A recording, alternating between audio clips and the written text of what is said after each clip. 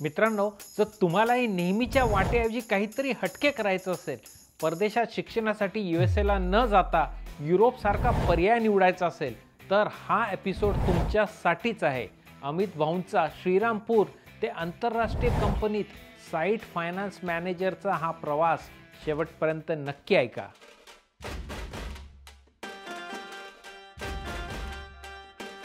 नमस्कार मित्रांनो, मी राहुल आणि इथे तुम्हाला दाखवतो अमेरिकेतील गमती जमती आपल्या मराठमोळ्या स्टाईलमध्ये. आज आपल्यासोबत आहेत अमित भाऊ साळवे. अमित भाऊंचा प्रवास जरी महाराष्ट्रातल्या एका लहानशा तालुक्यातनं सुरू झाला असला तरी आज ते अमेरिकेमध्ये एका फॅक्टरीचे साईट फायनान्स मॅनेजर आहेत.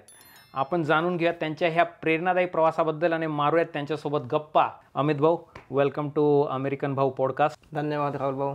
तर आपल्या व्ह्युअर्ससाठी सगळ्यात पहिले तुम्ही महाराष्ट्रातून कुठून? मी महाराष्ट्रामधून श्रीरामपूर तालुका आहे, त्या तालुक्यातून आलोय, जो शिर्डीपासून 20 किलोमीटर अंतरावर आहे, अहमदनगर जिल्ह्यामध्ये. पुण्यामध्ये सिंहगडला इंजिनिअरिंग तुम्ही कंप्लीट केलं? हो. हे कुठल्या वर्षी होतं?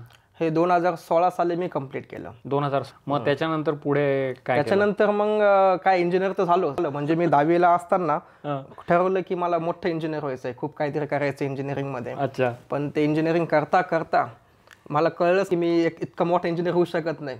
तर कसा होणार? तर माझा इंटरेस्ट खूप कमी झाला. मग मी इंजिनिअरिंग कसं रडत कडत पासआउट झालो. मग त्यानंतर मी विचार केला की आता MBA करतो. 73% पडले कॅटमध्ये, जी 90च्या अबोव पाहिजे असतात. कॅटचा अभ्यास संपला, आता मी काय MBA सोडून देतो विषय. तर माझी बहीण मला एक दिवस असंच आम्ही बसलो होतो घरामध्ये, तर बहीण मला बोलली तू बाहेर शिकायला जा. आता हे बाहेर शिकायला जाणं कधी डोक्यात आलंच नाही, कारण तेवढे पैसे नाही आपल्याकडे. आपण मिडल क्लास फॅमिलीमधून, आपण we don't have that much of liberty, right? तर आपण कसं जाणार काय? मग ते एज्युकेशन लोनबद्दल पण मला माहीत नव्हतं की एज्युकेशन लोन भेटतं, सगळ्या गोष्टी हे ते. तर मग मला ती आयडिया आवडली की आपलं काही इथं काही खरं नाही जास्त, तर काहीतरी बघूया, दुसरं जागा बदलून बघू, काहीतरी होतं का बघू. तर मग त्यानंतर माझे एक मित्र आहेत जे कन्सल्टंट आहेत, ओव्हरसीज एज्युकेशन कन्सल्टंट. त्यांनी मला सांगितलं की तू युरोपमध्ये जा, UK मध्ये जा, USA मध्ये जा. आणि मग मी थोडा अभ्यास केला माझ्या याच्याने गुगलवर की कुठं काय काय चांगलं आहे, कसं आहे काय. तर यात सगळ्यात मला युरोपमध्ये जायला खूप आवडलं. तर मग मी निवडलं बुदापेस्ट. ही एक छोटी सिटी आहे, हंगेरीची कॅपिटल आहे सेंट्रल युरोपमध्ये. आणि एकदम शांत सिटी आहे, खूप सुंदर आहे. ठीक आहे. एक नदी आहे, नदीच्या बाजूला बसलेली छोटीशी सिटी आहे. डॅन्यूब नावाची नदी आहे, राईट. त्याच्यामुळे एक साईड आहे बुडा, एक साईड आहे पेस्ट. तो दोन्हींचे मिळून त्याला बोलतात बुडापेस्ट. आणि ती खूप इंटरनॅशनल सिटी अशी ग्रोईंग होती. म्हणजे त्यावेळेस तिथं खूप जास्त लोक नव्हते जे बाहेरून आलेले, पण कॉलेजेस सुरू झालेत ना, युनिव्हर्सिटी सुरू झाल्यात आणि ते ॲडमिशन्स घ्यायला लागलेत की बाहेरचे लोक तुम्ही या शिकायला. आणि कंपनीज पण यायला लागल्यात, म्हणजे KPMG वगैरे, सिटी बँक झाली तुमची, अजून मॉर्गन स्टॅनली झालं, ह्या सगळ्या कंपनीज तिथे यायला लागल्या शेअर्ड सर्व्हिसेस चालू करायला. त्यांचे ऑफिसेस चालू झाले. जवळपास 2017 मध्ये 36च्या आसपास शेअर्ड सर्व्हिस सेंटर्स होते मल्टीनॅशनल कंपनीजचे बुडापेस्टमध्ये, जे आता 2024 मध्ये 126 आहेत. इंटरेस्टिंग. तर मग मला ह्या गोष्टी आवडल्या. तर मी बोललो की तुझ्या त्या लिस्ट मध्ये ते बुडापेस्ट आलं. आणि बुडापेस्ट हे मी मूवीमध्ये खूप बघितलेलं, मूवीजमध्ये आहे ना. आपले हॉलिवूड झाले, बॉलिवूड झाले. सलमान खानचा पिक्चर आहे हम दिल चुके सनम, त्याच्यामध्ये जो ब्रिज दाखवलेला आहे तो बुडापेस्टचा ब्रिज आहे, पण सांगितलं इटली आहे त्या पिक्चरमध्ये. तर मग हे सगळ्या गोष्टी मला ते बुडापेस्ट खूप आवडायला लागलं, आकर्षित. आणि मी म्हटलं की शिक्षण तर होईलच, त्यातल्या त्यात थोडं फिरायला पण भेटेल, दुसरी दुनिया बघायला भेटेल, आणि थोडं अफोर्डेबल पण होतं, इतकं काय महाग नव्हतं. आता मला एक इंटरेस्टिंग प्रश्न आहे. अख्खी दुनिया जेव्हा उच्च शिक्षणाचा विचार करते अमेरिकेकडे पळते, किंवा UK असतं, ऑस्ट्रेलिया पण असतं कधी कधी, पण जास्तीत जास्त कल अमेरिकेकडे असतो. पण तुम्ही ते बुडापेस्ट निवडलं, हे म्हणजे मेन अट्रॅक्शन तुम्हाला युरोपमध्येच जायचं होतं आणि जरा एक्सप्लोअर करायचं होतं म्हणून? नक्कीच. आणि याच्यामध्ये अजून एक आहे की माझे जे सिनियर्स आहेत कॉलेजमधले, ठीक आहे, ते सुद्धा अमेरिकेलाच गेलेले. म्हणजे थर्ड इयरला असतानाच लोकांना कळून जातं की एक आधा जो ग्रुप आहे तो जर्मनीला जाईल आणि अर्धे लोक US ला जातील. आणि मग मी यांचे बघायचो इंस्टाग्राम, फेसबुकला यांचे फोटोज वगैरे बघायचो, ते एकदम त्यांची लाईफ वेगळी USA ची वगैरे ना. तर मग मी बघायचो की हे सगळे लोक आपले इंडियन लोकांसोबतच तिथं शिकतायत, सगळं त्यांचे फिरायला जायला पण आपले इंडियन लोकच आहेत. मग मी बोललो की फायदा काय US ला? मिनी इंडिया आहे. हा. तर मी ज्यावेळेस मला विचारते visa officer, why do you want to go to Budapest to study, मी सांगणार मला इंटरनॅशनल एक्सपोजर पाहिजे, हे पाहिजे. पण ते एक्सपोजरसाठी तुला बाकीचे लोक पण पाहिजे ना इंटरनॅशनल सोबत, काय एक्सपोजर भेटणार? तर मग त्यामुळे आणि USA खूप महाग खूप आहे, तुम्हाला माहितीच असेल. गोष्ट आहे. तर त्यामुळे माझी इतकी हिंमतच नव्हती की 80 लाख 70 लाख रुपये लोन घेऊन शिकायला जाण्याचं आणि त्यानंतर एका टेन्शनमध्ये राहण्याचं की जॉब भेटेल का नाही सगळ्या गोष्टी. तर ते मला नको होतं.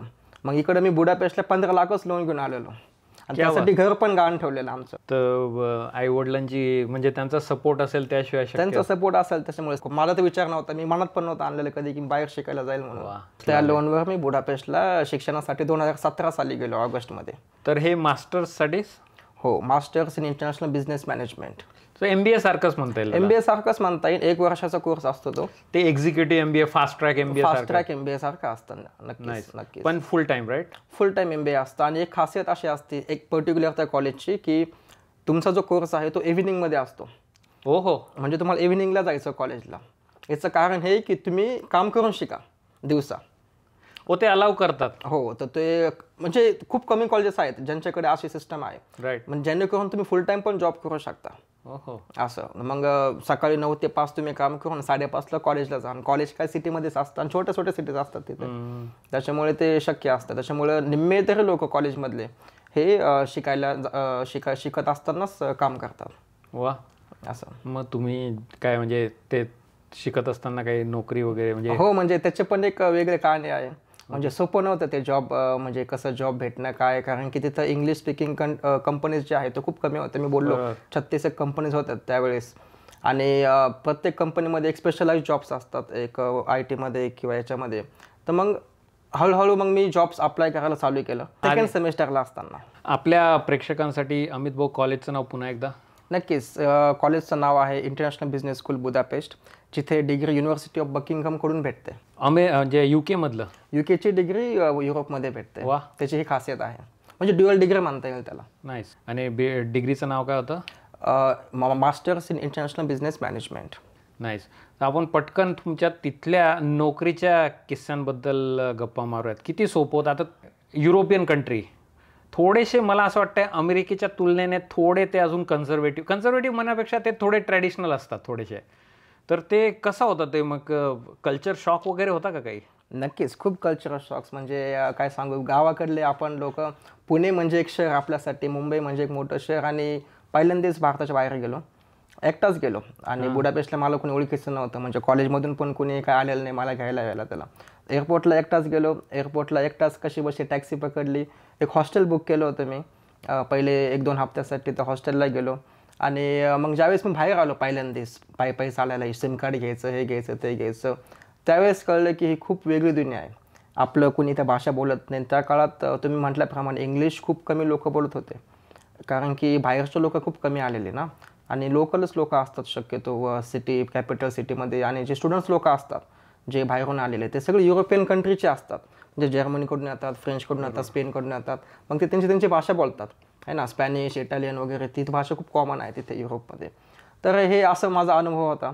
आणि त्यानंतर मग तुम्ही विचारलं की जॉबचं कसं होतं, तर शिकत असताना वाटायचं की उद्या जॉब भेटेन, परवा जॉब भेटेन. आम्ही CV बनवायचो आणि अप्लाय करायचो कंपनीजमध्ये. खूप कमीच कंपनीज असायच्या त्या काळामध्ये, 36 कंपनीज होत्या, शेअर्ड सर्व्हिस सेंटर. आणि मग असंच करता करता एक दिवस काय झालं, मी 2nd सेमिस्टरला पोहोचलो. 2nd सेमिस्टरला पोहोचताना मी मित्रांसोबत असं बसलेलो एका ठिकाणी. एक मॉल होता आणि त्या मॉलच्या ठिकाणी बसत असताना आमचे काही मित्र त्यावेळेस काही पार्टी वगैरे करत होते. आणि समोरच एक कंपनी होती, आमची जिथे बसलेलो समोरच एक कंपनी होती, तिचं नाव DIGO. ठीक आहे. आणि रात्रीचे 9-10 वाजलेले असताना काही लाईट्स चालू होते कंपनीमध्ये आणि काही लोक तिथे काम करत होते. तर मला असा प्रश्न आला की हे कोण लोक आहेत बरं, रात्री 10 वाजता फ्रायडे नाईटला का काम करतायत, नाही का, असे कोणतं जॉब आहे हा आणि कोण कंपनी आहे अशी काय. तर मग एक मित्र मला बोलला की आमच्या टेबलवर जी बाटली होती, जी एक अल्कोहोल प्रोडक्ट होतं, तिकडे खूप कॉमन आहे या गोष्टी आहे ना, तर ही जी बाटली आहे हीच कंपनी बनवते.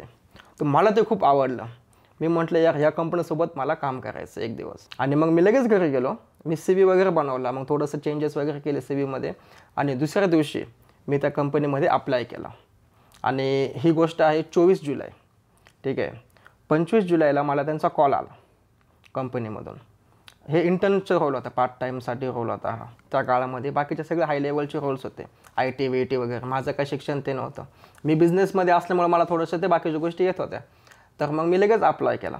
आणि अप्लाय केल्या दुसऱ्या दिवशी मला कॉल आला कंपनीकडून. मग त्यांनी मला विचारलं तुम्हाला कंपनीबद्दल काय माहिती आहे काय. तर मी लगेच मग ती लिंक लावली. माझा मित्र जो मला सांगत होता ही कंपनी काय आहे काय, मी तेच सगळं सांगितलं HR ला. आणि मग ते बोलले की तुम्ही उद्या इंटरव्ह्यूसाठी या. तर मग मी 26 जुलैला इंटरव्ह्यूसाठी गेलो. इंटरव्ह्यूसाठी गेल्यानंतर इंटरव्ह्यू झाला, एक तासाचा इंटरव्ह्यू होता. थोडे एक्सेलचे टेस्ट वगैरे असतात ते झालं. आणि मग त्याच्यानंतर मी खाली आलो. माझं जे ID कार्ड होतं व्हिजिटर ID बॅच, मी असं देत असतानाच मला HRचा कॉल आला की तुम्हाला जॉब भेटला आहे. तर मी इतकं खुश झालो. मी पहिलं घरी फोन केला, म्हटलं मला जॉब लागला असं तसं. आणि म्हटलं की व्हेन कॅन यू जॉईन. मी म्हटलं उद्याच जॉईन करतो. मग मी 27 जुलैपासून चालू झालो तिथं कामाला. जबरदस्त. हा पहिला प्रोफेशनल जॉब होता भारतात? नाही, ही गोष्ट आहे 2018 सालाची. अच्छा. पण भारतामध्ये मी 2016ला ज्यावेळेस पासआउट झालो, इंजिनिअरिंग पासआउट, तर त्या काळात मी सांगितल्याप्रमाणे मी MBAचा अभ्यास करत होतो. मग ते MBAचा अभ्यास करता असताना त्याच्यामध्ये ॲप्टिट्यूड एक खूप चांगलं पाहिजे. ॲप्टिट्यूड एक्झाम, क्वांटिटेटिव्ह एक्झाम वगैरे असतात, इंग्लिशचं असतं. तर मग प्रॅक्टिससाठी मी सगळ्याच एक्झाम दिल्या जेवढे एक्झाम अवेलेबल आहेत. मग ते तुमचं क्लार्कपासून तर ते IBPS PO पर्यंत. आणि त्यातल्या त्यात इंजिनिअरिंगची एक्झाम असतं एक इंडियन रेल्वेमध्ये, तर ती सुद्धा एक्झाम दिली. तर त्याच्यामध्ये मला यश आलेलं. म्हणजे IBPS PO मध्ये मी पासआउट झालो, प्रिलिम वगैरे मेन्स पासआउट झालेलो. इंजिनिअरिंगचा मला ज्युनियर सेक्शन इंजिनिअरचा जॉब भेटलेला, ठीक आहे, मुंबईमध्ये. पण मला हे करायचं नव्हतं, ठीक आहे, मला काहीतरी वेगळंच करायचं होतं. इंजिनिअरिंग लाईनमध्ये एवढा इंटरेस्ट नव्हता? इंजिनिअरिंग लाईनमध्ये इंटरेस्ट नव्हता. आणि मी आता असं म्हणू शकत नाही कारण की मी वापस इंजिनिअरिंग लाईनमध्येच आलो आहे आता, ठीक आहे. पण त्या काळात तर नव्हता. 2016 साली तर मला वाटलं नाही की मी एक चांगला इंजिनियर नाही आहे, मी दुसरं काहीतरी आहे. आणि ते मला शोधायचं होतं. फार इंटरेस्टिंग आहे. तुम्ही जेव्हा बुडापेस्टमध्ये इन जनरल सेटल होत होते तर कसा एक्सपिरियन्स होता तिथं? म्हणजे गेल्या तुम्ही मॅनेज कसं केलं? मला तर असं वाटायचं मी अंगणवाडीमध्येच आलो काय, कारण की इंग्लिश कोणाला येत नव्हती. आणि माझी पण तोडकी मुडकीच इंग्लिश होती. माझं काय असं नाही की मी कुठलंही ब्रिटिश वगैरे अमेरिकनमध्ये जन्माला आलो नाही. आपलं इंडियन आपण शिकत आलो, तोडकं मोडकं आपले पेपर वाचणं, पुस्तक वाचणं. तर व्हायचं काय की त्या लोकांना इंग्लिश कळत नसायचं आणि आपलं इंडियन ॲक्सेंट थोडी फास्ट असते. तर ते असे करायचे. मी म्हणलं आता हे काय करायचं. मग आता दुकानात गेलो मी, तर म्हणायचं की मला हे दे, give me that, how much, असं म्हटलं की मग ते हातवाऱ्याची भाषा चालू झाली. तर मी इंग्लिश विसरलं काही काळासाठी. माझे ते साईन लँग्वेजेस खूप फास्ट झाली, छान आहे असं गोष्टी. तर मग हे असं मी बोलायचं त्या काळामध्ये. थोडीफार तरी त्यांची लोकल भाषा तुम्ही शिकली असेल, म्हणजे नंतर शिकलो मी, कारण की ज्यावेळेस मी स्कूलला गेलो, मग त्या स्कूलमध्ये इंडियातून फक्त 2च लोक होते. एक मी आणि अजून एक मुलगा होता, तो बॅचलर्सला होता. बाकी सगळ्या जगातून लोक आलेले, 120 देशातून लोक आलेले आणि काही लोकल सुद्धा. मग त्याच्यामुळे काय झालं, आम्ही खूप कल्चर शिकलो वेगवेगळे, हे ते. आणि हंगेरियन पण माझे दोस्त झाले, मित्र झालेत, मैत्रिणी झालेत. मग ते मला शिकवायचे, हाय कसं म्हणायचं, थँक्यू कसं म्हणायचं, सॉरी कसं म्हणायचं. मग हळूहळू मी 6.5 वर्ष राहिलो तिथे ना. मग मी शिकलो, बऱ्यापैकी शिकलो ती भाषा. वा, फारच भारी. तर तुमचा जो मास्टर्सचा जो प्रोग्राम होता तो 1 वर्षाचा होता? येस. तर मग तुम्ही त्या सेकंड सेमिस्टरमध्ये DRGOमध्ये जॉब सुरू केला आणि कोर्सही चालू होता. येस. ते म्हणजे भरपूर आता जॉब करणं, आता DRGO सारखे इंटरनॅशनल कॉग्लोमरेट त्यांच्यासोबत जॉब करणं म्हणजे तुमचं भरपूर काम असणार. प्लस संध्याकाळी जाऊन आपलं कॉलेजमध्ये जायचं, अभ्यास करायचं, असाइनमेंट असतील, टेस्ट असतील. हे कसं होतं, म्हणजे मॅनेज कसं केलं? एक तर ते आपल्यावर असतं पहिली गोष्ट. दुसरी गोष्ट अशी की बाहेर कंपनीचं कल्चर खूप चांगलं आहे, ठीक आहे. हे मी कधी जास्त ऐकत नाही आपल्या मित्रांकडून जे इंडियामध्ये काम करतात त्यांच्याकडून. कल्चर इतकं चांगलं आहे की कंपनी आणि मॅनेजर खूप सपोर्टिव्ह असतात. आता ज्यावेळेस माझी एक्झाम असेल त्यावेळेस मला 2 दिवस कंपनी सुट्टी देऊन टाकायची, पेड लिव्ह, की जा बाबा तू अभ्यास कर, तू काम करू नको. वा. आणि त्यांना माहिती असायचं की 5:30ला माझा फर्स्ट क्लास असतो ना, तर ते मला 4 वाजताच म्हणायचे की तू आता जा. तर मग इतकं सपोर्टिव्ह असायचं. म्हणजे हा एक पण फरक आहे, हा एक कल्चरल शॉक पण आहे माझ्यासाठी की इतकं चांगलं मॅनेजमेंट असतात. म्हणजे तुझ्या मॅनेजरला खरंच तुझ्या करिअर प्रोग्रेशनमध्ये तो एवढा इन्व्हॉल्ड आणि इन्व्हेस्टेड होता. हे खरी गोष्ट आहे. हे थोडंसं आपल्याकडे अजून ते कल्चर आलं नाही. आता थोडंसं होपफुली चेंज होतं आहे. पण वा, व्हेरी नाईस. तर मग 2018मध्ये तुझं झालं? येस, 2018मध्ये मी पासआउट पण झालो आणि मी कामाला पण लागलो त्याच वर्षी. तर मग माझा स्टुडंट व्हिसा जो असतो तो वर्क व्हिसामध्ये कन्वर्ट झाला 2018. मग त्याच कंपनीने तुला परमनंट? त्याच कंपनीने मला 8 महिन्यानंतर परमनंट केलं फुल टाइम. तेव्हा कुठल्या पोझिशनवर तू जॉईन? त्यावेळेस मी लागलेलो की मास्टर डेटा अनालिस्ट. वा. 2018च्या आसपास मी अनालिस्ट होतो. ही सगळ्यात खालची लेवल असते, इंटर्नच्या नंतरची सगळ्यात खालची लेवल. अच्छा. मग ती मी काहीतरी 5 ते 6 महिने केली. त्याच्यात काय मेन काम काय म्हणजे डेटा क्रंचिंग? त्याच्यामध्ये डेटा मॅनेजमेंट असतं, डेटा गव्हर्नन्स असतं, मास्टर डेटा, जे SAP आपलं सॉफ्टवेअर असतं ना. बरोबर. आणि Diageo ही कंपनी काय आहे, ही अल्कोहोल बनवते, राईट. ही अल्कोहोल बनवते म्हणजे जे मोठे मोठे ब्रँड्स आहेत तुमचे, जॉनी वॉकर झालं, स्मिर्नॉफ झालं, जे टॉपचे ब्रँड्स आहेत, हे ब्रँड Diageo बनवते. तर मग यांचे जे कस्टमर्स असतात, प्रत्येक देशामध्ये कस्टमर्स असतात, तर त्यांचं जे मास्टर डेटा असतो, त्यांचं नाव, बँकिंग, डिटेल्स वगैरे, ॲड्रेस, शिप टू वगैरे नाही का, शिपिंग ॲड्रेस वगैरे ह्या गोष्टी, तर ते मी SAP मध्ये एंटर करायचो आणि मॅनेज करायचो आयर्लंड देशासाठी. वा, ते CRM प्रकार जो होता. CRM सॉफ्टवेअर पण असतं, जे सेल्सफोर्स नावाचं सॉफ्टवेअर असतं. करेक्ट. तर ते CRM सॉफ्टवेअर ते पण तिथं पण मी मॅनेज करायचो आणि SAP मध्ये पण. तर ते माझं काम होतं. वा, तर आयर्लंड ह्या देशाचं सगळं डेटा तुम्ही बघायचे? या आयर्लंडमध्ये जे आमचे बार्स आहेत, जे पब्स आहेत, म्हणजे टेम्पल बार हा आयर्लंडमधला सगळ्यात फेमस अट्रॅक्शन आहे. तर त्याचे डिटेल्स सगळं मी बघायचो, त्यांचं कस्टमर वगैरे, त्यांचे ऑर्डर्स वगैरे सगळं मी बघायचो. आणि बाकीचे टेस्को वगैरे झाले आपले, तुमचे जे हे असतात ना, ऑफ ट्रेड असतात म्हणतो आम्ही त्याला, रिटेलवाले, तर त्यांचे पण कस्टमर्स वगैरे, नवीन कस्टमर आला की नवीन अकाउंट उघडायचं किंवा एक्झिस्टिंग कस्टमर्सचं अकाउंट डिटेल्स चेंज करायचे, हे माझं काम असायचं त्यावेळेस. हे टेम्पल बार प्रकार काय? टेम्पल बार हा खूप एक फेमस एक अट्रॅक्शन आहे आयर्लंड, डब्लिनमध्ये, जिथे सगळे लोक जे डब्लिन फिरायला जातात यांनी टेम्पल बारला जाऊन गिनीस नावाची बियर पिलीच पाहिजे. तुम्ही जर ती बियर नाही पिली की मग तुम्ही गेलेच नाही डब्लिनला. क्या किया जाके. आणि तिथं असं आयरिश कॉफी नावाचं ऐकलंय का तुम्ही? आयरिश कॉफी म्हणजे त्याच्यामध्ये लिकर असते. तर ते टेम्पल बार मधूनच आलेलं ती गोष्ट. असं म्हणजे सकाळी तुम्ही पण दारू पिऊ शकता, सकाळी 8 वाजता, आणि रात्री 12 वाजता पण तेच पिऊ शकता असं. आणि आयरिश लोकांचं फार स्ट्रॉंग ड्रिंकिंग कल्चर आहे, राईट? स्कॉटिश लोकांसारखं. कारण की दारू तिकडूनच आली ना, उगमस्थानच अल्कोहोलचं ते आहे ना, स्कॉटलँड, तो एरियाच तिकडचा, त्यांच्यासाठी एकदम ते एक नॉर्मलाइज्ड आहे. राईट. तर आता तू म्हटलं Diageo हे एवढे सगळे स्ट्रॉंग ग्लोबल ब्रँड्स ओन करते, म्हणजे स्मिर्नॉफ म्हण किंवा जॉनी वॉकर, जगभरातले. तर इवन स्कॉटिश जे आपण स्कॉच विस्की म्हणतो, हे ब्रँड्स पण Diageo कडेच आहेत. नक्कीच. आता स्कॉटलँड म्हणजे काय, हे एक दारूची एक शाळाच म्हणता येईल त्याला. सगळे दारूचे जे स्कॉच असतात ना, जिथे जे सुरू झालं आपलं दारू अल्कोहोल, हे ते स्कॉटलँडमध्ये सुरू झालं. तिथे काय असायचं की प्रत्येक घरामध्ये छोटं एक जागा अशी, तिथे दारू बनवतात ते. ठीक आहे, आपले धान्य घेणार, सगळे घेणार, त्याला प्रेस करणार, मग ते एक त्याची प्रोसेस असते ना दारू बनवण्याची, त्याला फर्मेंट करतात वगैरे करतात. तर मग इथं सगळ्या ते स्कॉटलँडमध्ये 1400 सालापासूनच्या गोष्टी आलेल्या आहेत. ठीक आहे, त्यांनी ते दारू बनवायचं काम चालू केलं. मग कुणी बियर बनवायचं, कुणी वाईन बनवायचं. ठीक आहे, तर बियर आणि वाईनला कसं असायचं की वाईनला स्पेशली फळं लागतात, म्हणजे आपले द्राक्ष लागतात. पण झालं काय की तिथं टेम्परेचर पण वेगवेगळे असतात ना, मग द्राक्ष उगत नाही प्रत्येक ठिकाणी. मग एकाने असा विचार केला की द्राक्षाऐवजी मी धान्य यूज केलं ते काय होईल. मग त्याने धान्य यूज केलं आणि त्याच्यापासून ते स्कॉच तयार झाली. मॉल्टेड बार्ली आपण जे म्हणतो त्याच्यापासून स्कॉच बनते. तर ते मॉल्टेड बार्ली म्हणजे काय, आपलं धान्यच आहे. कुणी लोक मका वापरतात, आपले जव वगैरे असतात ते वापरतात, गहू पण वापरतात, व्हीट बियर पण असतात, व्हीट दारू पण असते. मग त्यांनी ते असं मग इव्हॉल्व्ह होत आज आपल्याला ते स्कॉटलँडचे ब्रँड माहिती आहेत.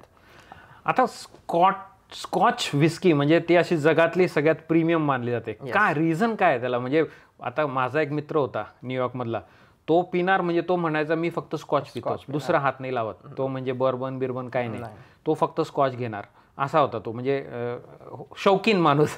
पण का, रिझन काय? दारू म्हणजे काय आहे, अल्कोहोल म्हणजे कसं असतं, त्याच्यामध्ये इतिहास खूप महत्त्वाचा असतो, त्याच्या मागे काय इतिहास आहे, आणि त्याच्यानंतर ती कुठं बनलेली असते हे खूप महत्त्वाचं असतं. मग ती जिथं जी बनते ना दारू, त्याचे गुणधर्म त्याच्यामध्ये येतात. ठीक आहे, महाराष्ट्रामध्ये एक दारू बनणं आणि स्कॉटलँडमध्ये एक दारू बनणं याच्यामध्ये खूप वेगळा फरक आहे. त्याच्यातले नैसर्गिक त्याचे जे असतात ना गुणधर्म वगैरे, किंवा पाणी म्हणता येईल, स्कॉटलँडचं पाणी, स्कॉटलँडची धान्य आहे ना, आणि तिथले बनवण्याची प्रोसेस, याच्या मागे खूप मोठी लेगसी आहे, ज्याच्यामुळे ते इक्विपमेंट्स वगैरे सगळं तिथे अवेलेबल आहेत. मग ह्या लोकांनी काय केलेलं, यांची एक मोनोपोली आहे.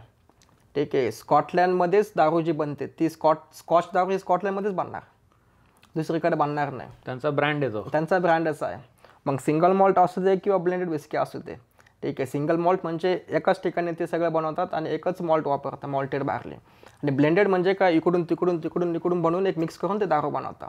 तर मग हे यांनीच बनवलेलं आणि यांचे ब्रँड्स हे खूप मोठे झालेले. ठीक आहे. आणि हा खूप चांगला प्रश्न आहे की हे स्कॉचच का, तर याच्यामागे हिस्ट्री तर आहेच, पण प्रेझेंट पण खूप महत्त्वाचं आहे. कारण की दारू पिणे हे माझ्यासाठी, जरी बिफोर कमिंग टू युरोप ना, म्हणजे 2016च्या आसपास, त्याच्या पहिले दारू ही खूप वेगळी गोष्ट होती माझ्यासाठी. म्हणजे मला भीती वाटायची, कोणी माणूस साईडने गेलं की दारू कसे पितात काय. आणि आपल्याकडे हे दारूची म्हणजे म्हणतात ना त्याला, ते एक लत लागलेली असते, ॲडिक्टिव्ह असतात हे ते गोष्टी. आणि एक वेगळं बघितलं होतं दारूकडे आपल्याकडे, आहे ना. बरोबर. आणि ते त्याच्यामागे कारणं पण आहेत ऑब्व्हियसली. पण ज्यावेळेस मी युरोपमध्ये आलो, ती दारू म्हणजे कॉफी. तिथं एक शिस्त आहे, कसे दारू पितात, काय पितात, कोणी पिले जाते ते पण महत्त्वाचं आहे. गाडी पिल्यानंतर कोणीच गाडी चालवत नाही, खूप कडक शिस्त आहे. तर मग ह्या सगळ्या गोष्टींत एक रेग्युलेटेड इंडस्ट्री आहे ना. ड्रिंक रिस्पॉन्सिबली असं म्हणतात आणि ते लोक सिरियसली पण घेतात की एक जे 10 लोक बसले मीटिंगमध्ये, तर ते नॉर्मली एक एक राऊंड, 2 राऊंड, 2 पेग म्हणतो आपण त्याला, ते पितात. पण ते जास्त ओव्हर करत नाही, कारण की एक शिस्त आहे, डिसिप्लिन आहे ना. बरोबर. तर मग हँगओव्हर होत नाही कोणी, काही लोकांना जास्त, कारण की इतके कोणी पितच नाही. कोणी असं रस्त्यावर तुम्हाला असं पडलेले भेटत नाही का, कोणी गाणे म्हणताना असं दिसत नाही. क्वचित एखादी 1-2 उदाहरणं असते ना ऑब्व्हियसली, ठीक आहे. पण मोस्ट ऑफ दी टाइम्स तुम्हाला असं काही दारू म्हणजे एक नॉर्मल कल्चर असं असतं.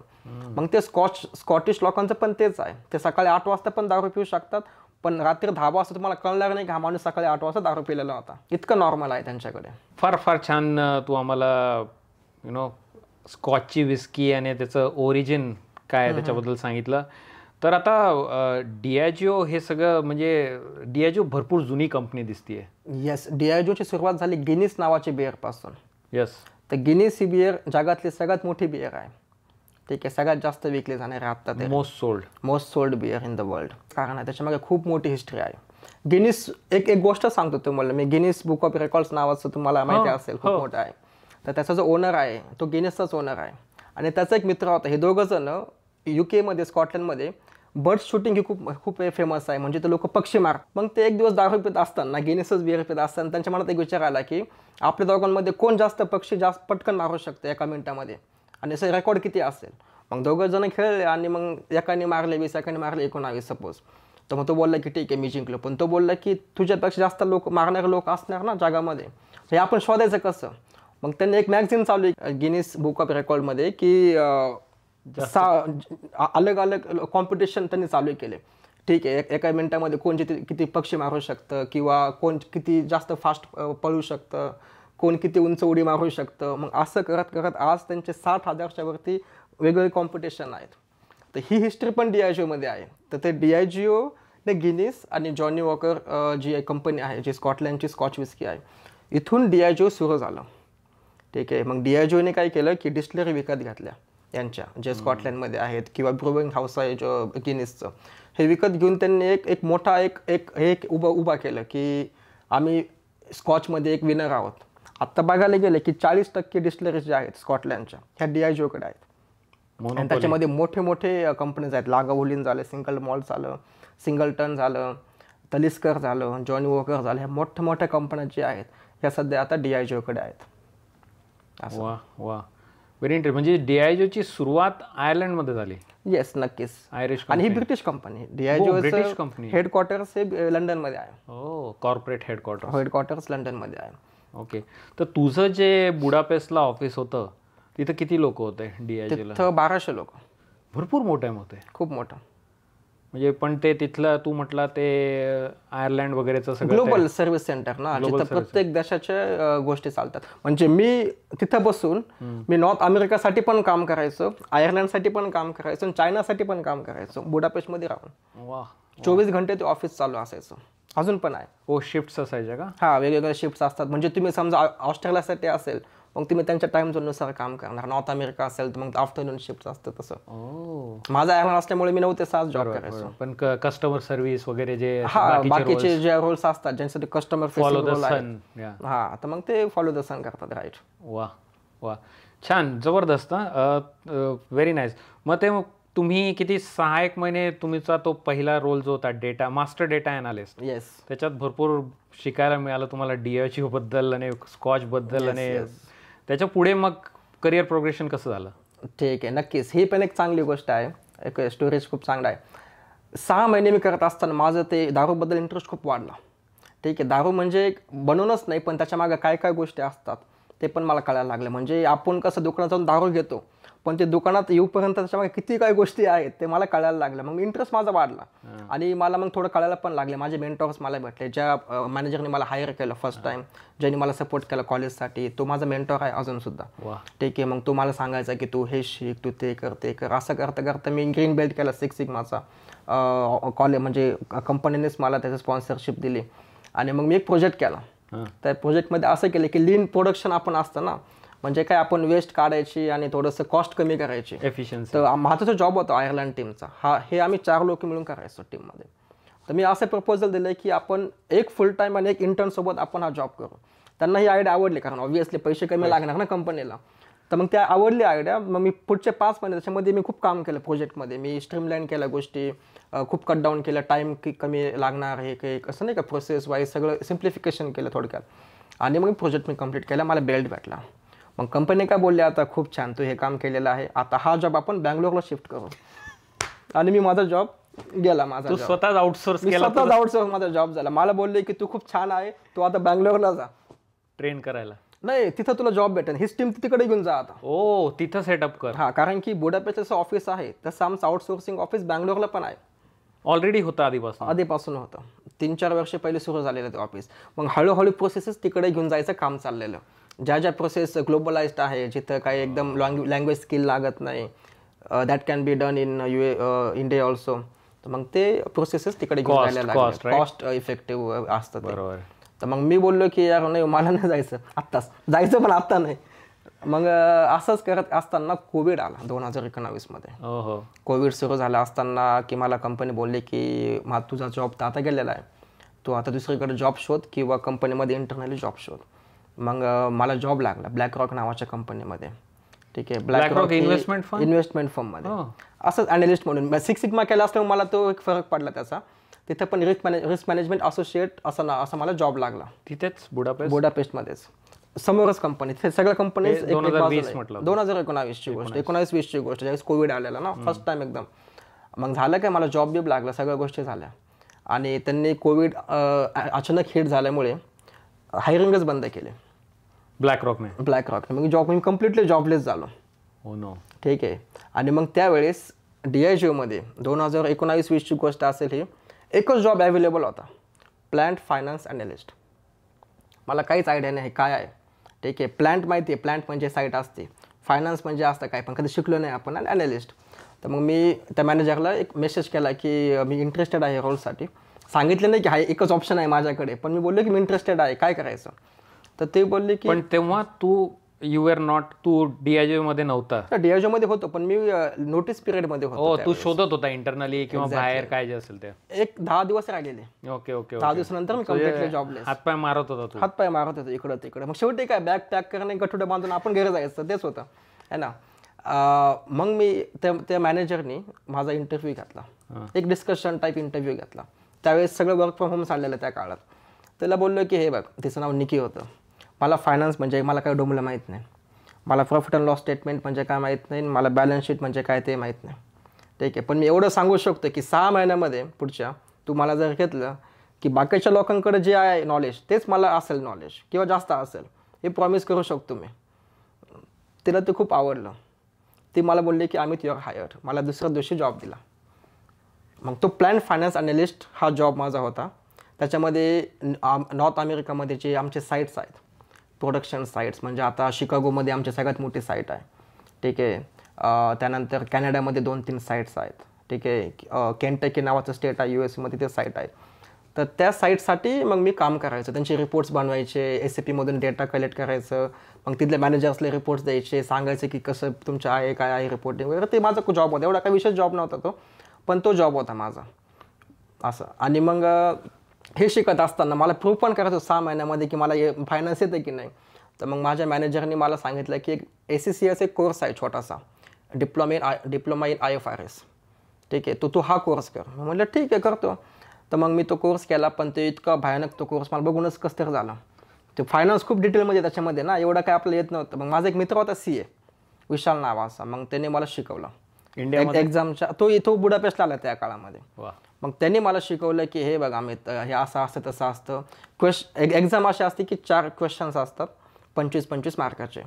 तू 2च क्वेश्चन कर, 50चं पासिंग असतं.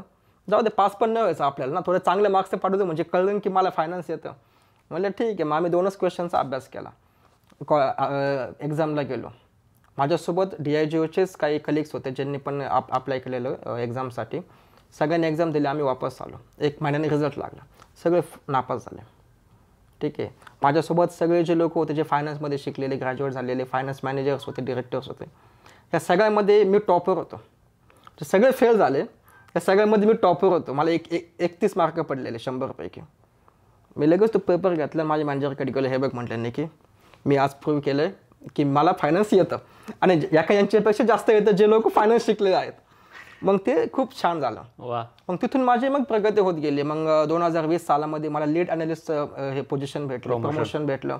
त्याच मॅनेजरने मला प्रमोशन दिलं. ती पण अजून सुद्धा माझी मेंटर आहे बाय द वे. म्हणजे मला लोक खूप चांगले भेटले प्रत्येक ठिकाणी ना, प्रत्येक स्टेपमध्ये. ते म्हणतात ना, तुम्ही 25-30च्या असताना तुम्ही जॉब बघा, जॉबपेक्षा बॉस बघा कसा आहे. तर मी पण ते बॉस बघितले. मला म्हणजे देवाच्या कृपेने ते लोक पण चांगले भेटले. मग लीड अनालिस्ट असताना पण मी सेम काम करायचं, पण थोडं हाय लेवलला, थोडं अकाउंटेबिलिटी वाढल्या गोष्टी हे ते. मग 2022 साली मला अजून एक प्रमोशन भेटलं. ते होतं की FP&A manager, financial planning and analysis manager. याच्यामध्ये मग मला एक साईट दिलेली नॉर्थ अमेरिकामधले, शिकागोमधले साईट. मग त्या साईटचं सगळं मी बघायचो, बजेटिंग वगैरे, रिपोर्टिंग, प्लॅनिंग वगैरे सगळ्या गोष्टी मी ते बघायचो. आता अमेरिकेमध्ये पण बर्बन नावाची एक दारू आहे. जशी स्कॉच आहे तशी बर्बन आहे अमेरिकन लोकांची. ठीक आहे. ती बर्बन अमेरिकेमध्येच बनते. मग त्याचे एक वेगळे गुणधर्म आहेत. मग आता कंपनी आम्ही ग्लोबल लीडर आहोत ना, मग आमचे अमेरिकेमध्ये पण प्रेझेन्स आहे. तर अमेरिकेमधले जे टॉपचे बर्बन आहे, बुलेट नावाची जी ब्रँड आहे, तो आमचाच. मग त्याच्यामुळे अमेरिकेमध्ये पण आमचे आत्ता तरी 12 साईट्स आहेत. वा. वेगवेगळे साईट्स म्हणजे प्लांट म्हणू शकतो आपण त्याला. मग जिथं तुम्ही डिस्टिलेशन होतं ते जसं मग त्याची प्रोसेस असते, ते तुम्हाला एजिंग करावं लागतं दारूचं, ते होतं. आणि बॉटलिंग पण होते.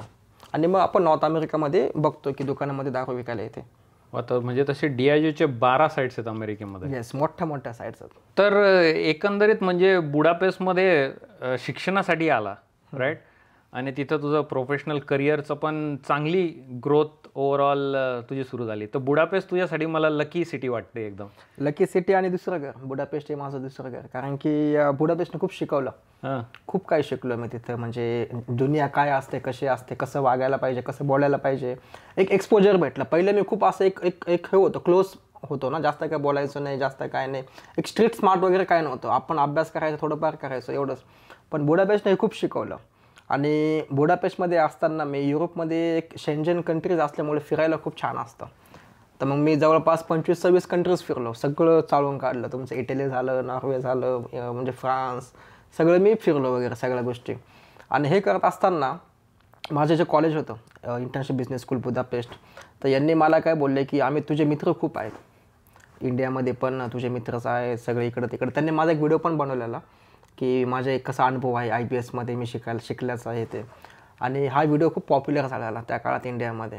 ठीक आहे, यूट्यूबला तो व्हिडिओ आहे. आणि मग त्यावेळेस ते असे बोलले की तू आमचा एजंट हो आणि तू आम्हाला स्टुडंट्स दे इंडियातून. तू जा तिथे इंडियाला जा, कॉलेजचं ते प्रमोशन कर, हे ते कर, ते कर.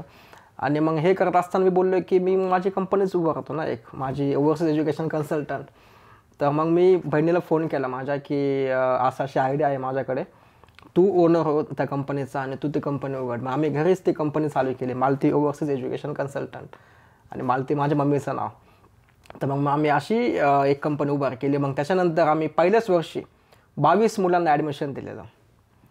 आणि फक्त त्याच कॉलेजला नाही पण आजूबाजूच्या कॉलेजला सुद्धा. मग मी माझे पार्टनरशिप चालू केले. मी तिथं होतो ना युरोपमध्ये. मग मी जायचो कॉलेजमध्ये, सांगायचो की आमची अशी कंपनी आहे, असे आमच्याकडे क्वालिटी स्टुडंट्स आहेत ज्यांना जास्त माहिती नाही. मग आम्ही फ्री ऑफ कॉस्ट ॲडमिशन द्यायचो. आम्ही काही पैसे घ्यायचो नाही, काय नाही. विजासाठी आम्ही सगळे ॲडमिशन करतो. त्याच्यानंतर ऑन अरायवल सर्व्हिस असतात नाही का, आम्ही एअरपोर्टला घ्यायला जाणं, म्हणजे अकोमोडेशन बघून देणं, ह्या गोष्टी. आणि त्यानंतर जॉब शोधून पण देणं हे पण आम्ही बघायचो की तिथं आता कंपनी चालू झाल्यात ना बुडापेस्टमध्ये की खूप नवीन नवीन कंपनीज यायला लागल्यात, मग जॉब्स पण वाढले आणि मग मुलांना मग जॉब्स लागायला लागले मोठ्या मोठ्या कंपनीमध्ये येते. तर पहिल्याच वर्षी 22 मुलांना आम्ही ॲडमिशन दिलेलं. असं करत करत आत्ता आम्ही जवळपास 100च्या आसपास मुलांना ॲडमिशन दिलेलं आहे त्या कंपनीमार्फत. अजून चालू आहे ती कंपनी? अजून कंपनी चालू आहे. ऑब्व्हियसली मी आता बुडापेस्टमध्ये नसल्यामुळे थोडं कमी झालेत ॲडमिशन्स, पण आता होईल चालू परत. छान सिटी, एवढं छान देश आणि जिथं तू एवढं चांगलं तुझं करिअर सेट होतं, तिथून तुझा अमेरिकेतला प्रवास कसा झाला? नक्कीच तो पण एक चांगलाच प्रवास आहे, चांगलीच गोष्ट आहे.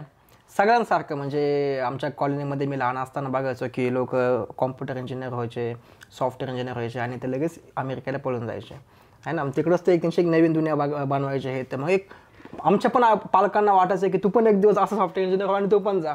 तर मग ते एक डोक्यात तर होतं की अमेरिकेला जायचं. ठीक आहे, मग आता माहीत नाही कसं जायचं ना, म्हणजे ते विजाचं काय गोष्ट माहीत नाही, स्टुडंट्सचं काय माहीत नाही. मग एक दिवस DIGOमध्ये काय प्रथा आहे की दरवर्षी तुम्हाला विचारतात की तुम्हाला पुढच्या वर्षी काय व्हायचं आहे किंवा इथून 5 वर्ष पुढं तुमचं काय स्वप्न आहे. मग ते स्वप्न ते लिहून घेतात सगळ्या गोष्टी, ते गोल म्हणतो आपण त्याला. मग त्यानुसार ते प्लॅन आराखडा आखतात की तुम्हाला तिथं कसं घेऊन जाणार आम्ही. मग मी बोललेलो की मला एक दिवस एक साईट मॅनेजर व्हायला आवडेल एका कंपनीचा, एका प्लॅनचा अमेरिकेमध्ये. मग ते माझ्या मॅनेजर डोक्यात होतं. मग तिने सगळंच केलेलं गोष्टी की नाही का, तिने सांगितलेलं इकडं तिकडे की आम्ही ते अवेलेबल आहे, जो इंटरेस्टेड आहे, त्याचं ॲस्पिरेशन आहे की US ला जाण्याचं. तर मग ह्याच वर्षी 2024 सालामध्ये मी जानेवारीमध्ये इंडियाला होतो सुट्ट्यांसाठी. तर मला फोन आलेला कंपनीकडून की बाबा रे आमच्याकडे एक टेक्सासमध्ये नवीन साईट उभा केली, म्हणजे विकत घेतली साईट. बाल्कोनिस नावाची जी साईट आहे, बाल्कोनिस डिस्टिलिंग नावाची साईट आहे वेकोमध्ये. इथून ऑस्टिनपासून काय 1.5 तासाच्या अंतरावर आहे. ठीक आहे, आणि ही साईट 2008मध्येच सुरू झालेली. ठीक आहे, तर मग एक टेक्सासची व्हिस्की आहे ना, जसं आपण बोललो की अमेरिकेमध्ये बर्बन आहे, स्कॉटलंडमध्ये स्कॉच आहे, तसं टेक्सासचं पण एक वेगळंच आहे. कारण की ते म्हणतात ना everything is different and big in Texas. तर टेक्सासची वेगळी पण व्हिस्की पण वेगळीच आहे, जी एक वेगळा गुणधर्म आहे त्याच्यामध्ये. जे तापमान आपलं वेगळं फ्लक्च्युएट होतं, ह्युमिड आहे खूप आहे ना. तर मग ही व्हिस्की खूप पॉप्युलर व्हायला लागली टेक्सासमध्ये. मग DIGO काय एक मोठा प्लेअर आहे दारूच्या इंडस्ट्रीमध्ये. मग ते बोलले की आपण ही विकत घेऊया. ठीक आहे, मग ही विकत घेतले. मग आता ते सगळं एक ट्रान्सफॉर्मेशन असतं कंपनीचं की आपल्या स्टँडर्डला घेऊन येणे DIGOच्या. मग त्याच्यानंतर कंप्लायन्स आलं, त्याच्यामध्ये तुमचे प्रोसेसेस आलेत, रिपोर्टिंग लाईन आले, सगळ्या गोष्टी. मग हे करणारं कोणतरी त्यांना पाहिजे होतं. पण हे मी केलेलं होतं ॲज अ असिस्टंट म्हणून, मी डायरेक्टली नाही केलेलं याच्या आधी. मग हे मी एक दुसऱ्या साईटसाठी केलेलं, जी शिकागोमध्ये आम्ही एक नवीन साईट बांधलेली DIGO ओन, त्यासाठी मी केलेलं. मग ते मला बोलले की तूच हा जॉबसाठी चांगला आहे. आणि सप्लाय फायनान्स पण मला एक माझी एक्सपर्टीज आहे, मी SMA आहे त्याचा ना, सब्जेक्ट मॅटर एक्सपर्ट. आणि सप्लाय फायनान्स हा खूप मोठा एक स्किल आहे. आणि हे असल्यामुळं हे लोक भेटतात पण खूप कमी ना. मग त्यामुळं DIGO असं होतं की बाबा तूच एक आहे, तूच मला कन्व्हिन्स करत होती इकडून तिकडून. मग मी पहिलं बोललो की मला टेक्सासला काही यायचं नाही बाबा, माझं स्वप्न आहे अमेरिकेला जाण्याचं. पण असं नाही की कुठे पण जायचं, माझं स्वप्न आहे की मला एक न्यूयॉर्कला जायचं, मला शिकागोमध्ये जायचं, मोठ्या मोठ्या बिल्डिंग वगैरे नाही का. कारण यामध्ये मी याच्या आधी मी अमेरिकेला आलेलो. हो, कंपनीने मला बिझनेस ट्रिपसाठी मला पाठवलं बुडापेस्टवरून. मी 2-3दा आलेलो आहे ना. आणि त्या काळात मग मला ते आवडलेलं शिकागो सिटी वगैरे. शिकागो, न्यूयॉर्क ही सिटी मी थोडी रिलेट करू शकतो युरोपसाठी, कारण लोक वगैरे आहेत, व्हायब्रंट आहे, कलरफुल सिटी आहे आणि वाटतं की बाबा अमेरिकेमध्ये आलो आहे ना.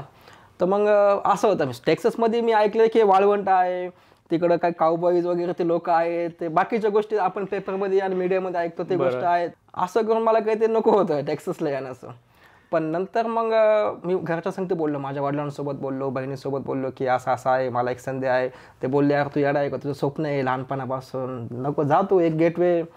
मग मी परत मला फोन आला 1 महिन्यानंतर की असं असं आहे. तर मग माझा मॅनेजर, इथला जो मॅनेजर आहे जो हायरिंग करत होता, ठीक आहे, मी इंटरव्ह्यू वगैरे त्याला जॉब भेटला, तो मला बोलला की एक बघण्यासाठी तू फक्त ये 2 हफ्त्यासाठी अमेरिकेला. मी बोललो की ठीक आहे. मग मी बुडापेस्टला जातो आणि बुडापेस्टून 2 हफ्त्यासाठी ॲज अ बिझनेस ट्रिप मी येतो टेक्सासमध्ये. तो बोलला नाही तू तिकडूनच आहे, इंडियातूनच आहे. डायरेक्ट कतार एअरवेजने दोहा टू डॅलस आलो.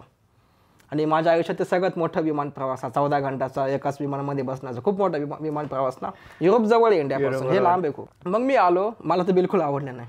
ठीक आहे, मी म्हटलं अरे काय इथं कुणी लोकच नाही, कुणी दिसतच नाही रस्त्यावर. इथं लोक गाडीत बसतात, घरामधूनच गॅरेजमधूनच पॉईंट ए टू पॉईंट बी जातात, घुसतात ते आपल्या स्टोअरमध्ये, परत गाडीत बसताना वापस जातात. कुणी इथं बाहेर काही गप्पा मारताना दिसत नाही कुणी. आणि झाडच नाही हो, इथं झाडच नाही. मला असं आवड आहे ना झाडं बघायची. इथं युरोप म्हणजे कसं खूप वेगळं एक सोशल आहे, सिटी छोट्या छोट्या आहेत आणि लोक पायी चालतात, कोणी गाडीत जास्त बसत नाही है ना. आणि एक निवांत आपण आता मी समजा युरोपमध्ये पायी चाललो रस्त्याने रात्री 1 वाजता, तर 2-3 लोक येऊन मला भेटणार की तुला काय अडचण आहे का, कसं चाललंय काय. इथं मला एकटं पायी चालायला घाबरायला लागलो मी दिवसाच 10 वाजता. तर मला बिलकुल आवडलं. एक मोठा कल्चरल शॉक म्हणता येईल हा, की युरोपमध्ये मी 6.5 वर्ष राहिलेलो आणि हे सगळं बघितलं. तर आणि सगळ्यात दुसरी गोष्ट अशी की इथं गाडी लागतेच, हे मला बिलकुलच पटलं नाही. म्हणजे युरोपमध्ये मी 6.5 वर्ष मला कधीच गाडी लागली नाही. तुम्ही कुठं पण जा, तुमच्याकडे बसचा ऑप्शन असतो, बस हुकली तर ट्रॅम असते रस्त्यावर, ती हुकली की खाली मेट्रो असते है ना. तर मग सगळ्या गोष्टी असतात आणि कॅब पण असते, ते पण स्वस्त असतात. त्याच्यामुळे पब्लिक ट्रान्सपोर्टेशनला मी खूप युज टू होतो. आता इंडियामध्ये पण बघितलं, मुंबईमध्ये बघा तुम्ही, मुंबईमध्ये गाडी घेऊन आपण शक्य नाही. ट्रेनने पटकन इकडे पॉईंट टू बी जातो आणि पायी चालतो आणि ते व्यायाम पण होतं सगळ्या गोष्टी. इकडं तसंच काहीच नव्हतं. मी असं साईटवर जायचो डायरेक्ट आणि गाडीत बसायचो, परत हॉटेलवर यायचो. म्हटलं आता काय, आता हा तर बोललो, आता काय माघार घेता येणार नाही. मग आलं. मग आता ओळखी झाल्या, थोडे मित्र वगैरे मैत्रिणी वाढत चाललेत. पण हेच मी बुडापेस्टचं सांगू शकतो तुम्हाला. ज्यावेळेस मी फर्स्ट टाइम बुडापेस्टला गेलो ना, माझ्या दुसऱ्याच दिवशी 10 मित्र झालेले, मित्र-मैत्रिणी वेगवेगळ्या देशातले. आणि ते वाढत माझ्या 100-200 लोकांचा एक आमचा ग्रुप झालेला. तर मी आता इथं आलोय, मला 5-6 महिने झाले, मला फक्त 10 लोक ओळखतात, त्यातले तुम्ही आणि तुमचे मिसेस 2 जण. एक मी धागा शोधतोय स्टोरीमध्ये आणि मला एक गोष्ट प्रकर्षाने जाणवते की अमित भाऊना धडाडीचा स्वभाव म्हणजे जाऊन विचारतायत. ते त्यांना माहिती जरी नसेल, त्यांना कुठे स्वतःमध्ये जरी वाटत असेल की मे बी मी नाही करू शकत, तरी ते चान्स घेतात. म्हणजे नक्कीच. आणि हे मी शिकलो माझ्या आईवडिलांकडूनच. आणि तेच मला सपोर्ट करतात की तू जा, बघून घे, नंतर तू करू शकतो, असं तसं. म्हणजे मला तर खूप निगेटिव्ह विचार यायचे मनामध्ये की मी करेल का नाही.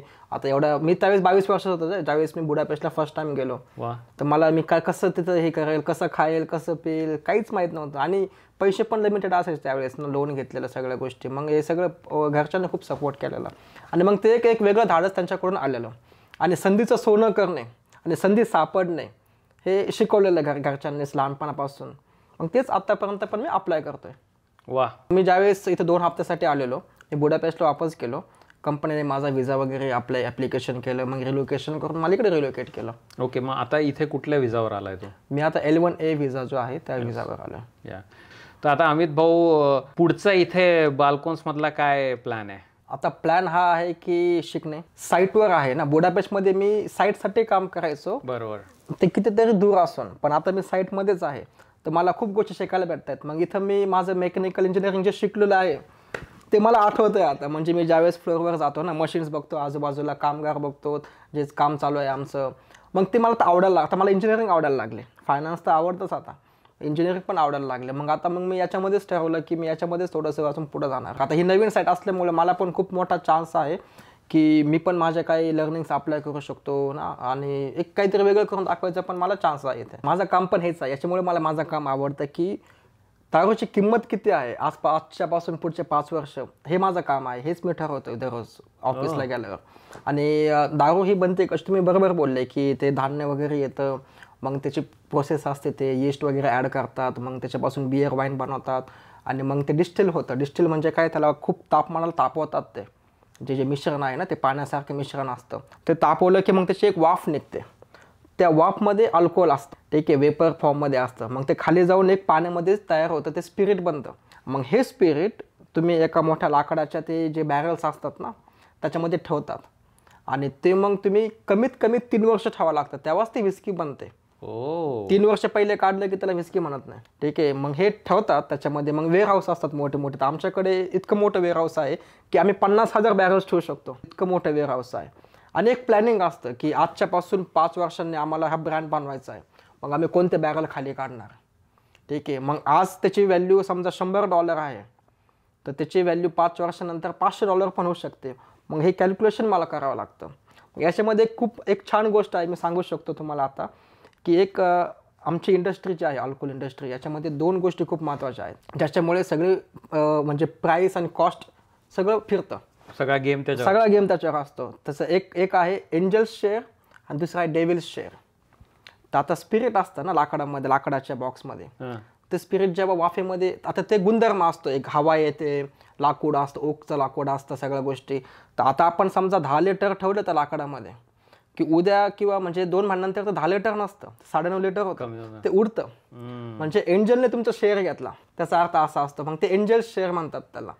मग त्याच्यामुळे काय होतं की 5 वर्षानंतर ते निम्मच होऊ शकतं, कमी होतं, किंवा 70% होऊ शकतं असं. मग त्याच्यामुळे त्याची किंमत वाढते त्या दारूची. आणि ते ठेवण्यासाठी तुम्हाला जे कामगार लागतात ते बघण्यासाठी, तुमचं इलेक्ट्रिसिटी लागते, तुमचं वेअरहाऊसची कॉस्ट असते.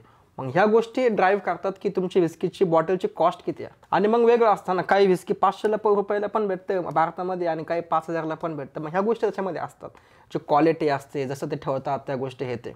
आता हे सांगितलं मी एंजल शेअरबद्दल. दुसरं सांगतो डेव्हिल्स कट. तर डेव्हिल्स कट म्हणजे काय की ओकचं लाकूड असतं. आता लाकडामध्ये पण गुणधर्म आहे की ते पाणी शोषून घेतं, है ना. मग ते काही स्पिरिट आहे ते लाकडामध्ये पण जमा होतं. हा, मग ज्यावेळेस आम्ही 3 वर्षानंतर 5 वर्ष ज्यावेळेस आम्ही ते बॅरल काढतो लाकडाचे आणि त्याच्यामधून सगळं लिक्विड काढतो आणि ते पुढे पाठवतं की आता मी बॉटलमध्ये टाका. तर ते लाकूड दुसरी एक कंपनी असतात तिथे, म्हणजे अमेरिकेमध्ये खूप कंपनीज आहेत किंवा युरोपमध्ये आहेत, ते लाकूड ते विकत घेतात आणि त्याला प्रेस करून त्याच्यातलं तो डेव्हिल्स कट काढून घेतात, पिळून कपडे पिळतो तसं ते लाकूड पिळतात आणि मग ते डेव्हिल्स कट निघतो आणि मग त्याच्यापासून पण दारू बनते. काय म्हणतो. हा, तर मग विस्की अशी पण विस्की असते, म्हणजे ते जे पिळलेलं जे पाणी आहे, जे अल्कोहोल आहे, ते अल्कोहोल एक ब्लेंडमध्ये अलग अलग मिक्स करून एक दारू बनते. आता मी एक नाव घेऊ शकत नाही त्या कंपनीचं, कारण ते आमचे कॉम्पिटिटर आहे. ते त्यांची एक स्पेशल विस्की आहे ती ज्याच्यापासून डेव्हिल्स कट पासूनच बनवतात. ओहो. विस्की म्हणजे हेच आहे, विस्की आणि स्कॉच म्हणजे हेच आहे की फक्त असं नाही की पाणीत जातं धान्यात जातं असं नाही, त्याच्यामध्ये वेगवेगळे मिश्रण असतात. प्रत्येक अलग अलग म्हणजे वर्षाची दारू असते, काही 3 वर्षाची, काही 5 वर्ष, काही 10 वर्षाची असते. ही थोडी थोडी करून ते ब्लेंड म्हणतो आम्ही त्याला. ते ब्लेंड बनवून ते एक टेस्ट तशी बनते. आणि ह्यासाठी एक प्रत्येक डिस्टिलरीमध्ये एक माणूस असतो, त्याचं नाव असतं मास्टर ब्लेंडर. त्याचं काम हेच असतं, सकाळी उठायचं, दारू टेस्ट करायची, काय वाटतं अजून टाक, हे टाक, ते टाक, दिवसभर तेच काम असतो, काहीच करत नाही. वा, एक जबरदस्त, मला म्हणजे सब्जेक्ट फार फॅसिनेटिंग आहे. त्याच्या मागे एवढं छान अशी एक ती हिस्ट्री आणि एवढी छान प्रोसेस आहे, हे आपण जास्त विचार करत नाही की नाही, म्हणजे त्याला किती छान एक रिच हिस्ट्री आहे. वा, व्हेरी नाईस. आता ही जी बाल्कोन्स कंपनी आहे राईट, ही ओरिजिनली होती एक म्हणजे एक आय थिंक मी थोडंसं वाचलं आणि मला असं कळलं की एक इंडिपेंडंट कोणीतरी एक फॅमिली होती, त्यांनी सुरू केलेलं होतं ते. येस, प्रत्येक डिस्टिलरीचं एकच असंच असतं की फॅमिलीच चालू करते. जॉनी वॉकर सुद्धा एक फॅमिलीच आहे, ठीक आहे. आणि मग यांनी चालू केलेली होती, मग त्याचे 2-3 ओनर होते, बिझनेस पार्टनर होते. मग या लोकांनी चालू केली होती ही बाल्कोनेस डिस्टिलिंगची कंपनी आहे वेकोमध्ये. आता टेक्सासचं पाहिजे ना काहीतरी स्पेशल, आपले कार्बो आहे, ट्रक आहे, तसे विस्की पण आपली पाहिजे. मग यांनी ही फर्स्ट त्यांची चालू केलेली, फर्स्ट ऑफ अ काइंड. म्हणजे त्याच्या अगोदर टेक्सासमध्ये विस्की बनायची डिस्टिलिंग बनवत नव्हती. म्हणजे वायनरीज आहेत, वायनरी आणि विस्कीचे पायोनियर तेच आहेत बाल्कोनेस. म्हणजे इतकं त्यांनी चांगलं केलं की ग्लोबल लीडरने आयडेंटिफाय केलं की आता चला यांना हे घेतलं पाहिजे, ॲक्वायर केलं पाहिजे, त्या लेवलला ते घेऊन गेले. आणि ही खूप मोठी गोष्ट आहे. या वा. तुझे म्हणजे जे काही तुझे किस्से आहेत ना, मेकिंग पासून किंवा ब्रँड्स किंवा गिनीजचा, मला फार भारी आणि युनिक वाटलंय. असा अजून काही किस्सा आहे? अजून एक किस्सा आहे. आता DIGO ही ब्रिटिश कंपनी आहे. ब्रिटिशमध्ये, लंडनमध्ये कसं असतं, म्हणजे इंग्लंडमध्ये एक त्यांची जी क्वीन असते, ते क्वीन सगळं कंट्रोल करते ना, त्याच्या अधिकाराखाली सगळं असतं गोष्टी. तर मग त्या क्वीनला एक दिवस जायचं होतं कॅनडाला, काय त्यांचे काय ते राजेशाही भेटबीट असेल तिकडे कॅनडामध्ये.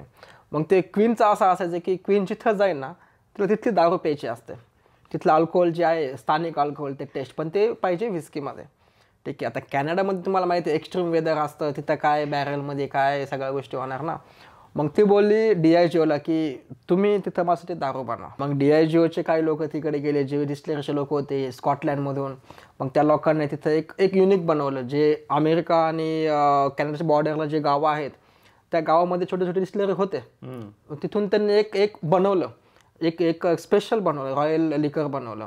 आणि मग ते त्या क्वीनला खूप आवडलं.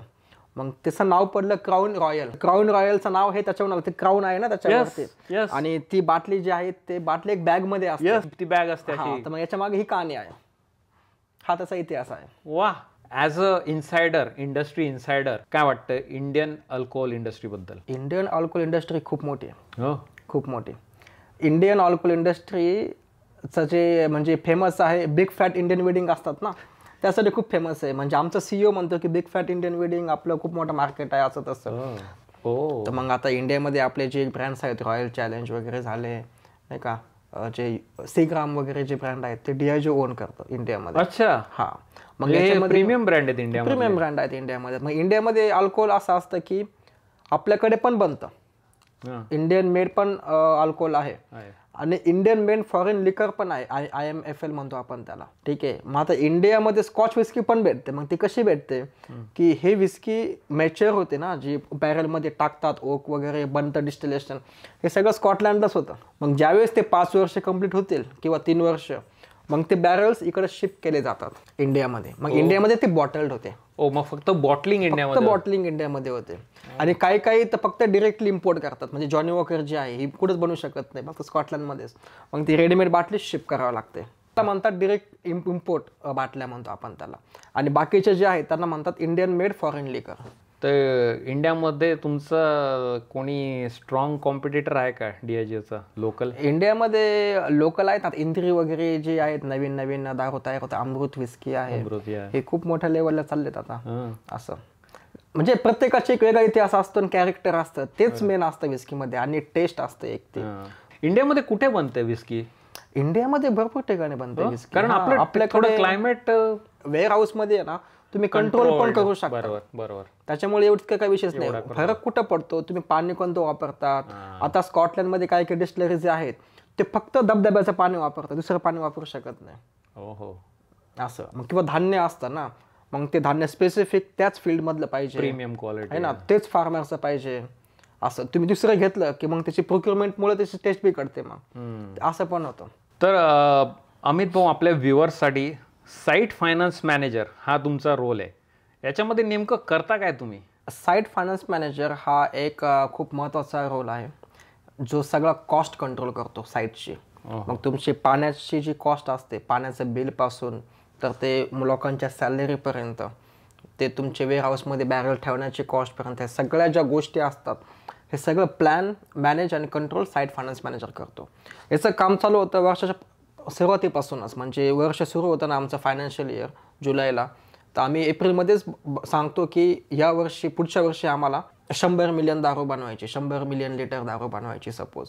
मग त्यासाठी किती पैसे लागणार, त्यासाठी किती लोक लागणार, त्यासाठी किती शिफ्ट्स करावं लागणार, ठीक आहे, त्यासाठी पाणी किती लागणार, त्यासाठी बिजली किती लागणार, आहे ना. आणि अजून काही गोष्टी आहेत, मेंटेनन्स असतो साईटमध्ये, मशीन कधी बंद पडतं हे करते, ओव्हर टाईम असतो. म्हणजे आणि काही प्लॅन पण असतात. म्हणजे समजा एक मशीन एक चालते पण खूप वेस्टेज करते खूप, म्हणजे त्याला मी रिप्लेस केलं, समजा त्याचं कॅपेक्स केलं मी त्याच्यामध्ये, तर मग पुढच्या 2 वर्षामध्ये माझी इन्व्हेस्टमेंट रिटर्न होईल का नाही. मग हे सगळं प्लॅन हा फायनान्स मॅनेजर करतो, साईट फायनान्स मॅनेजर. याच्यासोबतच साईट फायनान्स मॅनेजर हे पण गोष्टी घेतो की safety is number 1 at the site. किती आपण सेफ आहोत, सगळ्या गोष्टी सेफली चालल्या आहेत का नाही, कंट्रोल्स आहेत का नाही. तर हे साईट फायनान्स मॅनेजरचं काम आहे. आणि हे काम जे मी करतो याचं मला एक एंड ऑफ द डे मला एक प्रेझेंटेशन बनावं लागतं आणि जे लिडर्सला सांगावं लागतं की ही माझी साईट आहे आणि या साईटमध्ये असं असं चाललं आहे. मग मी हे पण सांगतो की काय रिस्क आहे का, काही गोष्टी काही वाईट घडत आहेत का, काही चुकीचं घडतं आहे का. मग ते चुकीचं घडतं असं सांगू शकत नाही, पण त्यासाठी मी ते म्हणजे सही करण्यासाठी काय करतो ते पण सांगतो. आणि हे पण सांगतो की काय काय संधी आहेत अजून आपल्याकडे. सपोज आता मी पैसे वाचवतोय कुठं, मग ते पैसे मी कुठे इन्व्हेस्ट करू शकतो का, काही मशीन वेगळी घेऊ शकतो का, किंवा मी काही नवीन कुणी माणूस कामाला घेऊ शकतो का. म्हणजे फिक्स्ड कॉस्ट, व्हेरिएबल कॉस्ट, ह्या गोष्टी ज्या आहेत हे काम त्याचं आहे. अमित भाऊ, जर आपल्या महाराष्ट्रातला एखादा मराठी तरुण किंवा कुठल्याही जगभरातला एखादा मराठी तरुण हा व्हिडिओ बघतोय आणि त्यांना मे बी अमेरिकेत शिकायचं आहे किंवा युरोपमध्ये शिकायचं आहे, कुठेतरी उच्च शिक्षण करायचं आहे, तर त्यांच्यासाठी काही सल्ला? नक्कीच सल्ला हा असा असेल की अभ्यास करायच्या आधी की आपल्याला कुठे जायचं आहे. म्हणजे मी सांगेल की पुढच्या 3 वर्षामध्ये आपलं स्वप्न काय आहे ते बघा. कारण की काय होतं की आपण कुठं पण जातो, एक पिक्चरमध्ये पाहिलं, इकडं पाहिलं, तिकडे पाहिलं आणि जाऊन मग आपण बोलतो की अरे उगाच चालू इकडं. तसं नको. आपल्याकडे काय कॅपॅसिटी आहे, आपल्याकडे कसं नॉलेज आहे, ते नॉलेज कुठं युजफुल आहे ना. त्याच्यानंतर 3 वर्षामध्ये आपल्याला काय करायचं, आपल्याला वापस इंडियाला जायचं आहे का आपल्याला तिथेच राहायचं आहे. मग त्यासाठी मग तिथे जॉबचं प्रॉस्पेक्ट कसं आहे, जॉब्स लागू शकतात का नाही, आताच्या काळामध्ये लिंक्डइन आहे, गुगल आहे, सगळ्या गोष्टी आहे, त्याच्यामुळे या गोष्टी शक्य आहेत. तर त्यामुळे मी सांगेल की pre study is very important. लोकांना विचारा, आमच्यासारखे जे लोक आहेत जे आम्ही अनुभवलेलं आहे, तर हे आम्हाला सापडतात लिंक्डइनला, इकडं तिकडे फेसबुकला, इंस्टाग्रामला. ते विचारत राहायचं की बाबा तिकडे कसं आहे. मग तुम्हाला एक ग्राउंड रिॲलिटी भेटते. कारण की तुम्ही जर एजंटकडे गेले इंडियामध्ये, कोणत्या एजंटकडं, जसा बिझनेस आहे की मुलं शिकायला बाहेर पाडायचे, तुम्हाला तो एक वेगळीच दुनिया दाखवतो. मग ती दुनिया एक वेगळी असते ना ॲक्च्युअल दुनियापेक्षा. बरोबर, व्हेरी नाईस. आता ना आपण थोडासा एक जेनरिक ॲडवाईस बद्दल बोलूयात. आपल्या मराठी नवीन पिढीसाठी काही सल्ला? संधी असते ती घ्या, तिचं सोनं करा, मेहनत करा. काही लोकांसोबत बोलावं लागेल तर ते काही शरम न बाळगता तुम्ही एक ओपन व्हा आणि जा, घाबरू नका. मी हे सांगेल असं, स्वतःवर विश्वास ठेवा. कारण की मी युरोपमध्ये राहिलो, आता अमेरिकेमध्ये राहतोय. मागचे 7 वर्ष मी बघतोय कसं दुनिया आहे आणि दारूकडे कसं बघितलं जातं. आपल्याकडं बघतो आपण काय ऐकायला भेटतं किस्से, आणि ते म्हणजे मग ते नवरा बाधा, घरी दारू पिऊन बायकोला मारण्यापासून तर ते गाडी घेऊन चालवण्यापर्यंत ह्या गोष्टी बदलल्या पाहिजे. माझं असं म्हणणं आहे की एक रिस्पॉन्सिबिलिटी आहे आपली की ड्रिंक रिस्पॉन्सिबली, लिमिटमध्ये प्या, आणि दारू पिऊन गाडी चालवलं नाही पाहिजे. ही खूप मोठी हे आहे. आणि शिकण्यासारखं युरोप USA कडून, नाही का, की हे असं पण असतं. बरोबर आहे. या डेफिनेटली आमचा ह्या पॉडकास्टचा बॅकड्रॉप जरी विस्की कंपनी जरी असली तरी अमित भाऊंनी सांगितलं त्याप्रमाणेच मी पण स्ट्रॉंगली सांगेल, मित्रांनो, drink responsibly, don't drink and drive. फार चुकीची गोष्ट आहे ती. Don't drink and drive. आणि तुम्हाला जर वाटत असेल तुम्ही अल्कोहोल ॲडिक्टेड आहात तर एक्सपर्टची हेल्प घ्या. हो, महत्त्वाचं आहे. येस. आणि आपले मित्र असेल, मैत्रीण असेल तर त्याला पण एक्सपर्टकडे पाठवा. Yes, very nice. तर मित्रांनो, हा होता अमित भाऊंचा महाराष्ट्रातल्या एका लहानशा तालुक्यापासून ते बुडापेस्ट हंगेरीपर्यंत आणि नंतर अमेरिकेपर्यंतचा जबरदस्त असा प्रवास. अमित भाऊ, तुमचं पुन्हा खूप खूप अभिनंदन आणि तुम्हाला तुमच्या प्रवासासाठी शुभेच्छा. मित्रांनो, तुम्हाला हा व्हिडिओ कसा वाटला हे खाली कमेंट करून नक्की कळवा आणि हा दुसरा व्हिडिओ पण बघायला विसरू नका. भेटूयात लवकरच एका नवीन व्हिडिओमध्ये. तोच तर वाजव रे.